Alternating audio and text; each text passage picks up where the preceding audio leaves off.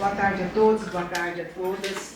Sejam todos e todas muito bem-vindos nessa casa, casa de amor.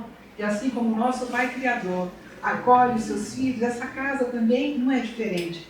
Todos somos acolhidos pelo nosso Pai Criador para crescermos, para evoluirmos. E cá estamos nós, nessa existência, participando desse momento tão especial para um aprendizado geral. E hoje a palestra será feita por esse livro, Fonte Viva, de Chico Xavier e pelo Espírito Emmanuel. A lição é de número 13. Ela tem um título muito simples, Ergamo-nos. Muito simples, porém profundo. E que vale para todas as nossas existências, não só dessa como das outras que nós teremos no futuro. O que é Ergamo-nos?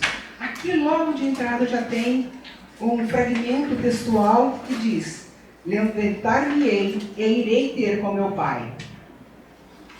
Esse fragmento, ele vem da parábola do filho pródigo, que já foi várias vezes falada aqui, falada com vocês, tratada pela Vera não sei quantas vezes e tantas outras pessoas. Eu até me questionei, por que será que vem tantas vezes essa parábola? É para nós ouvirmos? Será que ouvimos, mas não escutamos? Lá dentro do nosso âmago, como que está a nossa reflexão a respeito dessa parábola? Hoje ela pode ser tratada por vários enfoques, né? E você pode falar sobre o filho pródigo, o irmão do filho, a questão. Então, ela pode ser muito esmiuçada, né, Vera? E tem até controvérsias a respeito dela. Hoje o enfoque vai ser exatamente desse filho pródigo, que vocês vão repetir mais um pouco dessa parábola para entrarmos na questão, no centro da questão. A parábola do filho pródigo diz que o senhor tinha 2 filhos. E o mais novo, num determinado momento, resolve falar com o seu pai: eu quero os meus bens, eu quero a parte que me compete. O pai assim o fez, e esse filho cata lá todo esse valor monetário, enfim, e parte para lugares longínquos. Só que aí, o que acontece? Ele aproveita esse dinheiro de uma forma extremamente material, gastando a revelia, perdendo as noitadas, enfim, uma vida totalmente desvarada, fora do padrão regular, que deveria ter, às vezes, aproveitado melhor esse dinheiro. Até que esse dinheiro se esvai, não tem mais, e ele se vê numa situação extremamente complicada. Qual é a situação? O que ele vai fazer? Sem dinheiro, num lugar estranho. O que ele resolve, então? Partir para uma questão. Alguém concede a ele, nesse país, né? E para que ele vá apacentar os porcos. Aí eu falei assim, nossa, para quem saiu de um lugar, de uma situação tão privilegiada, e agora apacentando porcos, nossa, de certa forma, pode ser até humilhante para ele. Mas a única opção que existia era exatamente esta. E ele vai e come, inclusive, as coisas que porcos comiam, na falta do que comer. E nessa situação, ele começa a pensar: eu saí da casa do meu pai e lá eu tinha de tudo.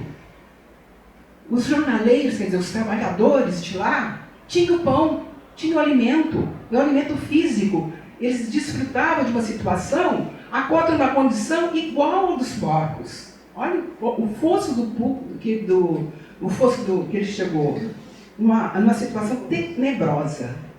Então ele fala assim, reflete: eu vou voltar para a casa do meu pai. E assim ele fez.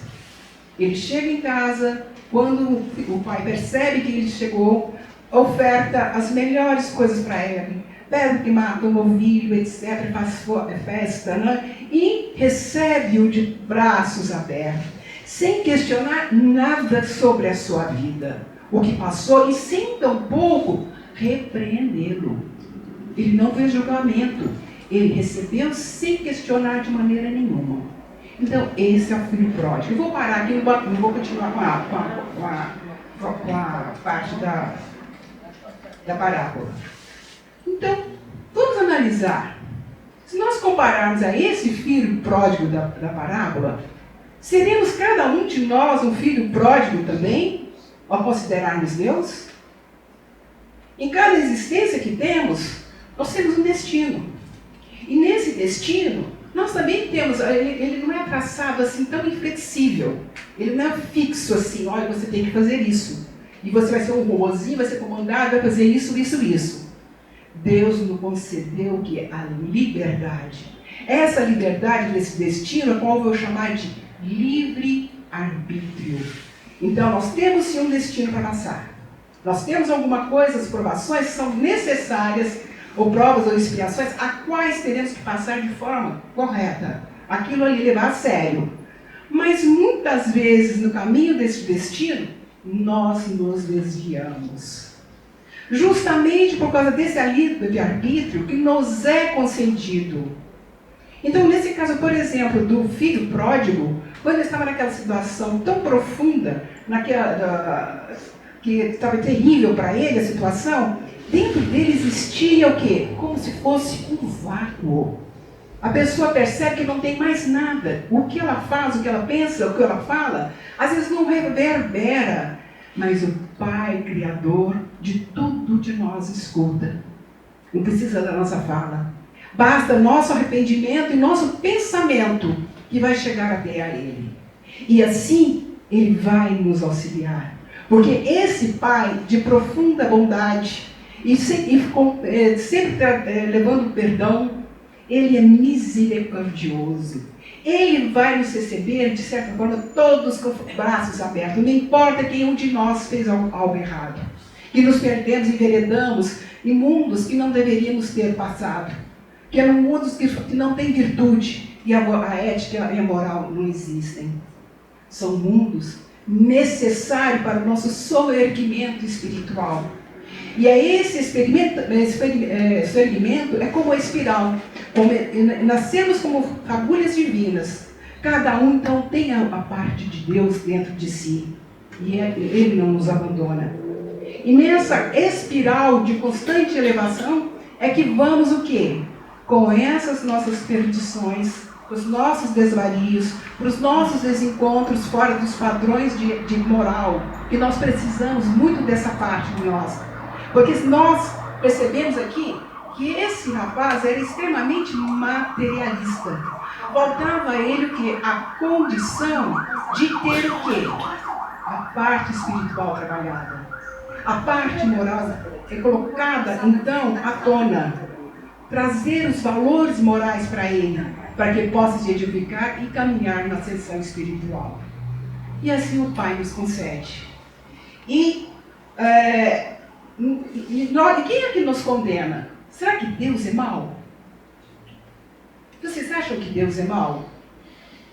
Quem é que nos condena? Nesse caso, o próprio filho se condenou. Ele ficou nessa prisão porque assim ele o quis.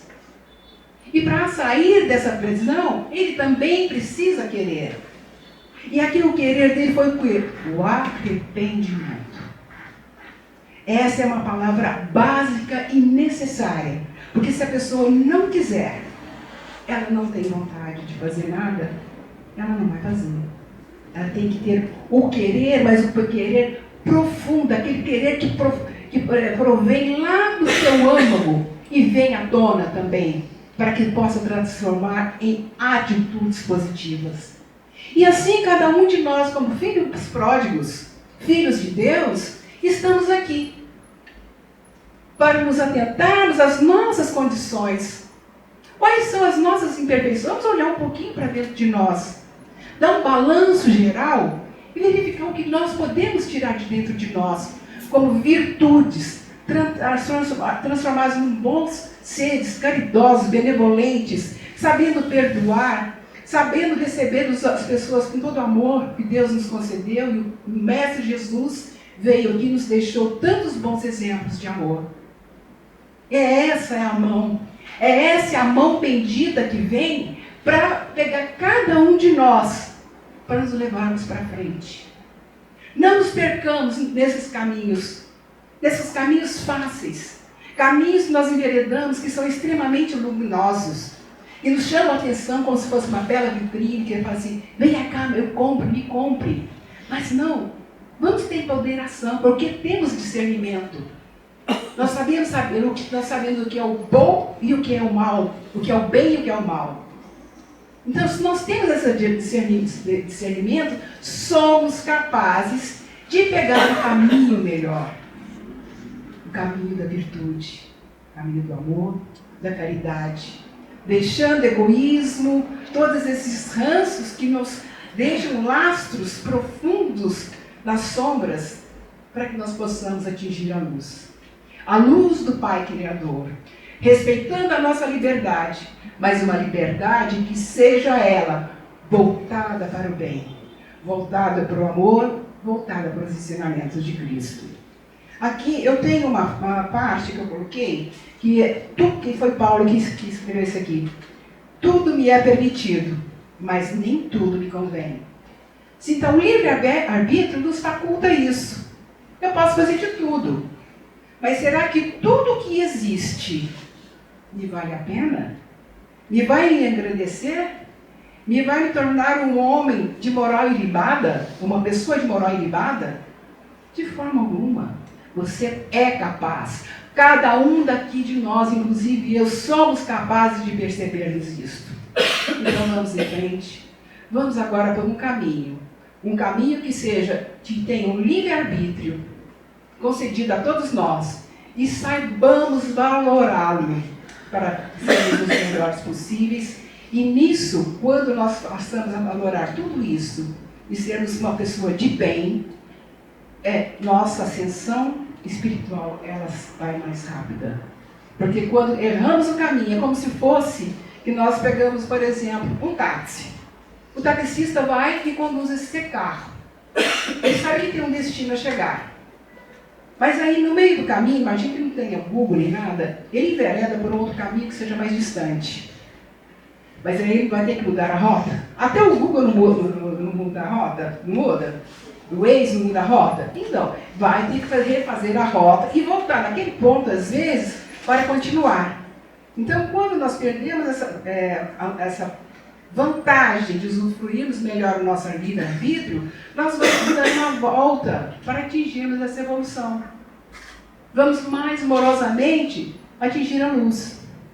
E queremos ser luz, porque assim o Pai quer.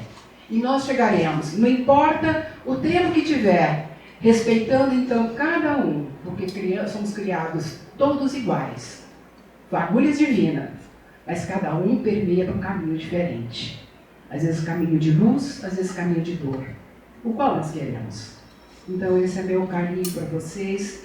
E eu quero ler uma parte aqui no finalzinho dessa parábola.